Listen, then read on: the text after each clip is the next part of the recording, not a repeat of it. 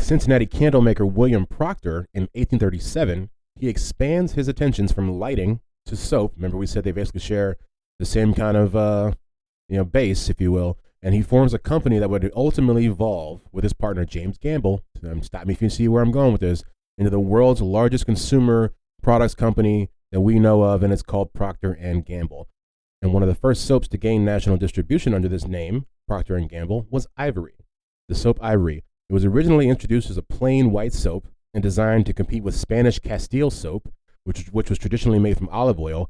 The name was adopted in the 1870s after a biblical passage, basically in the fact that the soap could float in water, which the company claimed was an indicator of its purity. So, I mean, like, it couldn't get any weirder than this. So basically they're saying the fact that the soap floats means it's a divine gift from God, or from God, if you ever watched Touched by an Angel. All my Touched by an Angel heads out there. But the formal creation of the myth was that it was manufactured for a product that was fundamentally the renderings of slaughtered livestock, and the story involved a mixing machine that was left on too long during an extended lunch break, and an extra air accidentally got pumped into the gooey mix. This is good goo. We're talking about bad goo a few minutes ago. This is that good goo. And so they left it on while they went to go eat a sandwich, came back, and they put a little bit too much God air in there, and now we have Ivory soap. And so in 2004, company archivists uncovered an 1863 diary entry written by James Gamble, where he seemed to dispel the legend of the buoyant accident, meaning saying basically his words, "I made floating soap today." That is one heck of a diary entry right there. I made floating soap today. And then I think we'll make it our stock. I think we'll make all of our stock that way, which kind of takes it away from the whole like divine air of God thing when he's just like, "Yep, did that. I think we're going to keep on doing that." It's not quite the same. I thought we're going to go ahead and list a couple of these. Like the whole reason I did this episode was because I was curious about the history of Dawn dish soap, and it literally took 5 seconds to find out, which is why it's only a small segment of the actual episode. But that's what made me go down this little rabbit hole for you guys. And so Dawn began in the 1950s as a bar soap for consumers to use to clean oil and grease from their faces. And so it was like the first lava bar, if you will. And then I wrote that line, it was the first lava bar, without looking up the history of lava bars. And they were made in 1893. So Lava Bar was the first lava bar. And that lava soap was made by the William Walt Company. I say that because it's spelled Waltke. And if anybody wants to, I'm sure you will, on the Twitter page, tell me how you actually pronounce that, because I'm just gonna say Walt from here until someone corrects me. So yeah, from there we get to Colgate. And Colgate, which I never knew this, in 1806, and Colgate was founded. It was founded by a 23-year-old man by the name of William Colgate, right? And it concentrated on selling starch soap and candles from its factory in New York. So the Colgate, which we all know to be a lot of toothpaste and mouthwash and stuff like that, actually got their start making soap. Who knew? And the last one of these soaps that I thought I would just make you aware of is Palmolive. And Palmolive, it was created in 1898 by B.J. Johnson, I assume by B.J. Johnson, because it was made by the B.J. Johnson Soap Company. Be funny if it was just some guy named Rob or something. But in Milwaukee, Wisconsin, and it's called that because it contains a mix of palm oil and olive oils. That's how we get Palmolive. And then one more. Well, this isn't quite a soap. I mean, it is a soap, but this is I thought this was interesting because it's basically the history of Suave, which you would think just started out as Suave, but of course it didn't. And so it started in 1927 as the National Mineral Company, which was started by Gerald Gidwitz and Louis Stein. Probably got some of those wrong. And the company started out manufacturing just one product. They manufactured the Peach Bloom facial mask, and it was a special mask made of clay mined in the hills of Arkansas, and it was packaged and sold to beauty salons nationwide. So that is actually the foundation of the Suave Company. And this was at a time when personal care products were becoming increasingly sophisticated, and Gidwitz and Stein recognized that their sole product could not sustain the company with this limited market, and so they soon shifted the emphasis to hair care products, and that's kind of where we start the line of Suave, if you will. The Great Depression years were really good for them, and basically, this was what I thought was really interesting when I read this is that the straight hairstyles of the 20s turned into the waves. If you ever watched those movies or old shows where you see women with those crazy waves in their hair and stuff like that, and they actually look kind of cool. but you never know where they come from. The people who made Suave are actually really they're the ones who actually created the product, because what we'll see here is that there was an expensive way to do it, and you had to sit under this machine for a long time and get those waves. But then this company, the Natural Mineral Company, I believe, or something like that, was what they were called. They created basically this I don't know how you describe it. It was like a machineless waving pads. That's what they were. And so that's basically it. It took a process you had to get done in a salon that would take hours and was really expensive, and allows you to do it at your house, which then made it pretty much ubiquitous in society, and which is what leads to the boom of that hairstyle.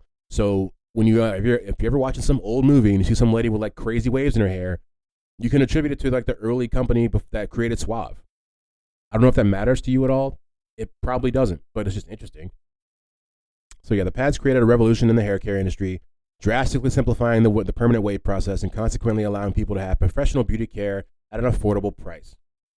And once they got into this part of the business, then they were like, well, now that we're doing this, now like, what if we started to actually make like soap for your hair too? And then they created the lanolin cream shampoo, which was basically the nation's first detergent-based shampoo, and that came in the mid-30s. And it is the popularity of that shampoo which then led us to them actually making the Suave hairdressing shampoo in 1937. So that's how we get to Suave. If you're wondering, it was a long slog from making peach face masks from the clay hills of Arkansas all the way up to 1937 and us getting Suave hairdressing. But I read that. That's kind of why I do this stuff. You find out, you watch all those old movies and you see all those hair waves and stuff like that, and you just assume, well, I don't know what you assume, but you realize, I don't know, it's all connected. One more thing we're going to cover before we get out of here is if we're going to talk about soap, then we have to talk about sponges. All right, so I'll just give you a quick spiel on sponges. I'll give you my sponge spiel, a spiel of sponges. It is the ancient sponge appeared about 2.5 billion years ago, and get this, it was the first animal, and so it comes in all shapes and sizes. Sponge bodies are a loose assemblage of cells held together by a special protein called collagen, which is present in all animals. Sponges have a microscopic crystalline spicules, which is basically just little pointy things all over the body, that act as a skeleton. And so the sponge cells carry out all the functions that organs carry out in higher animals, and they communicate with each other, and have an ability that all animal cells actually share. So they're just pretty much just like every other animal. They just look and act a little different. And sponges, fun fact, sponges are the only animal that have broken down to the level of their cells they can reassemble themselves. Say that 5 times. We get sponge from the Greek word sponjos, and the first references to sponges used for hygiene was in ancient Greece. The competitors in the original Olympic Games bathed with sea sponges dipped in olive oil before competing. And so that must have made for some greasy, sweaty individuals in those Olympics. They are even mentioned in the Odyssey, but up until this point, they are all natural sea sponges. And so that's the big distinction here. We'll skip from natural sea sponges to regular sponges. We get synthetic sponges that did not become a thing until the invention of polyester in 1937. And it was created by a man named Otto Bayer. The first industry to use it was the mop industry because it was cost effective and absorbent. So the first sponges were actually mops, not the sponges we know today. And the next development for sponges would come about 15 years later with the development of polyurethane, and that is what makes the scrubby side on the other side of that sponge. Yeah, we call it the scrubby side over here. Sponges can be made of polyester and polyurethane and even vegetable cellulose. The vegetable ones are more expensive and are considered better because they're actually biodegradable. And one more fun fact about sponges before we get you out of here is that the largest exporters of sponges are the Caribbean and the Mediterranean countries, with the largest consumers being Europe and North America. Tunisia is the world's main sponge exporter. So if you didn't know that, you're welcome. And France is the largest sponge importer. Once again, you're welcome. Who would have guessed? If I had asked you, go out, do a little test today. Ask your friends, ask your mom, or whatever. Ask your dad. Next time you see him, like, hey, just out of the blue, who do you think imports the most sponges in the whole wide world? The dub, and see what they say. Report back with your answers. I'd love to know, because I would have not said France. I probably would have said America, but definitely wouldn't have said France. And that is how soap happened.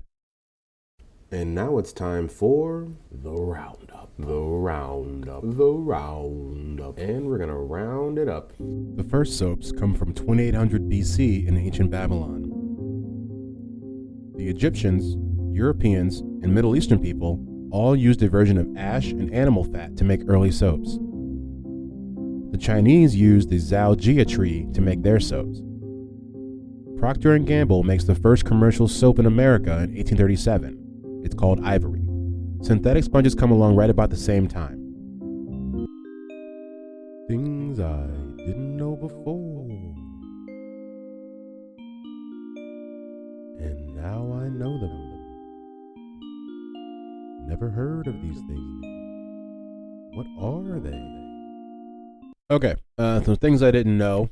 There were a couple. We'll go ahead and just jump right in. So in Britain in the 1300s, maybe even before, who knows, maybe a little bit after, it was common for your barber to remove problem teeth. So your barber could double as your dentist.